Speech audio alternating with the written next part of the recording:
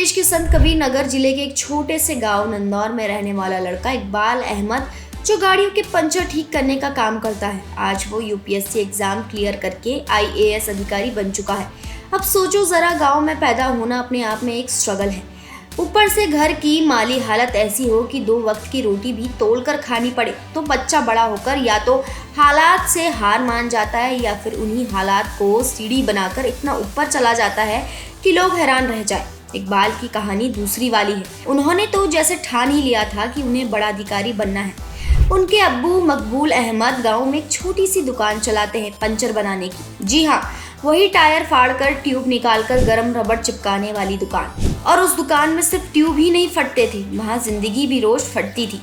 वो पढ़ता भी था और पिताजी की दुकान पर मदद भी करता था। जिस उम्र में बच्चे मोबाइल से पबजी खेलते हैं, उस उम्र में इकबाल पंचर किट के साथ ट्यूब चिपकाता था। और जब स्कूल से आता तो बस्ते के साथ एक सवाल भी साथ लाता, क्या मैं भी कुछ बड़ा कर सकता हूँ?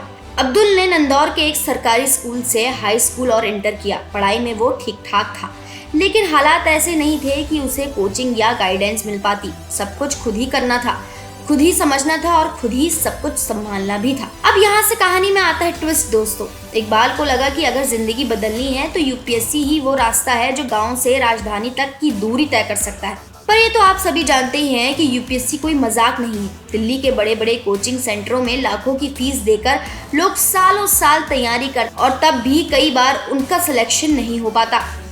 और इकबाल, उसके पास तो ना कोचिंग थी, ना गाइडेंस, ना नोट्स और ना ही पढ़ाई के लिए एक शांत कमरा। जो था वो सिर्फ और सिर्फ एक जिद थी, और उस जिद ने कमाल कर दिया। लेकिन ये कमाल रातों रात नहीं हुआ। पहले तो उसने बीए किया, फिर बीएड किया, ताकि अगर कुछ नहीं हुआ तो टीचर की नौकरी मिल जाए। फिर वो गोरखपुर गया, वहाँ रहते हुए पढ़ाई भी की और छोटे मोटे ट्यूशन भी दिए। यहाँ से दिल्ली की तरफ रुख किया, जहाँ श्रम विभाग में छोटी सी नौकरी मिल गई। और फिर शुरू हुई एक असली लड़ाई, नौकरी, ट्रैवल और रात की पढ़ाई। अब सोचो जरा, दिन भर ड्यूटी, ट्रैफिक, थकावट और घर आकर पढ़ाई। कोई दूसरा होता तो कहता भाड़ में जाए यूपीएससी, आराम से जिंदगी काट लेंगे। लेकिन नहीं, इकबाल ठान चुका था कि वो इस लड़ाई में हार नहीं मानेगा। उसने पहले प्रयास में फॉर्म भरा पर सिलेक्शन नहीं हुआ। दूसरा प्रयास किया, फिर भी कुछ नहीं। लेकिन हौसला डगमगाया नहीं। उसने अपनी गलतियों से सीखा, स्ट्रेटेजी बदली, टाइम मैनेजमेंट बेहतर किया और तीसरे प्रयास में यूपीएससी सीएसई 2023 में एयर 998 हासिल कर ली। अब आप लोग सोच रहे होंगे 998 रैंक, ये क्या बड़ी बात हुई? भाई, जिस लड़के ने ट्यूशन पढ़कर अब्बू के साथ पंचर की दुकान चलाकर बिना कोचिंग, बिना गाइडेंस, बिना नोट, सिर्फ एक मोबाइल और इंटरनेट से पढ़ाई की हो, उसके लिए तो ये रैंक गोल्ड मेडल से कम नहीं है।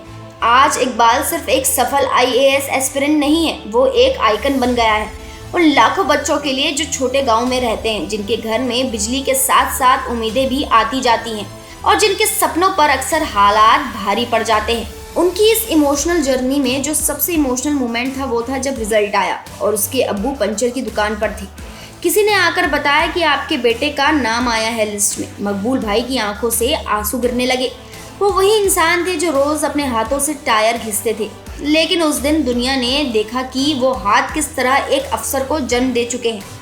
सोचिए, जो आदमी जिंदगी भर लोगों की गाड़ियों को दोबारा चलने लायक बनाता रहा, उसका बेटा आज देश की गाड़ी को चलाने की तैयारी में है। इकबाल कहता है कि उसे कभी कभी यकीन नहीं होता कि वो इस मुकाम तक पहुंच चुका है। उसे याद आता है गोरखपुर के किराए के कमरे में लगी गर्मी, रात की भूख, सुबह की लोकल बसें और वो अजीब सी बेचैनी जो हर यूपीएससी स्टूडेंट के दिलों में होती है कि क्या मैं पास हो पाऊंगा। लेकिन यही बेचैनी उसे रात को जगा कर रखती थी और आज वही बेचैनी उसकी ताकत बन चुकी थी। अब जब वो अपने गांव जाता है तो लोग उसे देखकर कहते हैं कि हमारे बच्चों को भी इकबाल जैसा बनाओ।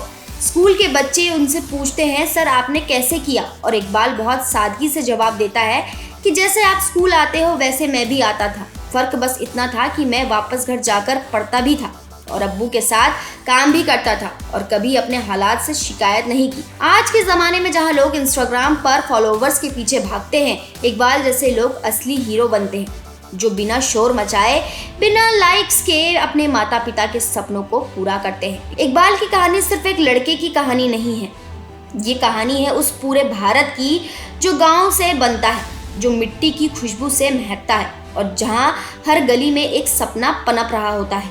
तो अगर आप भी कहीं बैठकर ये सोच रहे हो कि मेरे पास तो कुछ नहीं है, मैं क्या कर पाऊंगा, तो इकबाल की तरफ देखो और सोचो अगर एक पंचर बनाने वाला का बेटा ये कर सकता है तो तुम क्यों नहीं। सपनों के लिए पैसा नहीं, हौसला चाहिए, और हौसला पैदा होता है तब जब आप अपने डर को पीछे छोड़कर एक बार ठान लेते हो कि अब तो कुछ करके दिखाना है।